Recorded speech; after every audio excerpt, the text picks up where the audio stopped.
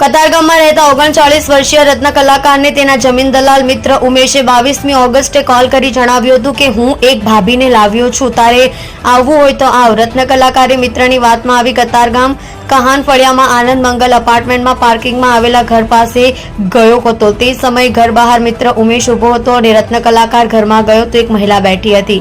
મિત્રના ઇશારાથી રત્ન કલાકાર અને મહિલા એક રૂમમાં ગયા હતા. એટલામાં 3 શખ્સોએ રૂમમાં ઘૂસી પોલીસને આઈ કાર્ડ બતાવ્યો. રત્ન કલાકાર અને મિત્ર ઉમેશને લાફા ઝીકી દીધા હતા.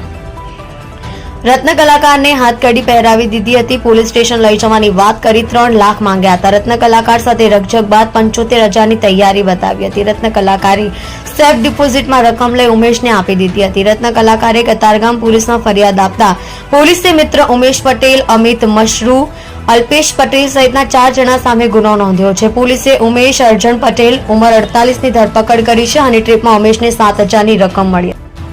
તમે જોઈ રહ્યા છો સત્યને સાથ આપનાર સત્ય સમ્રાટ ન્યૂઝ ચેનલ તંત્રી શ્રી નિલેશભાઈ પાટીલની સાથે.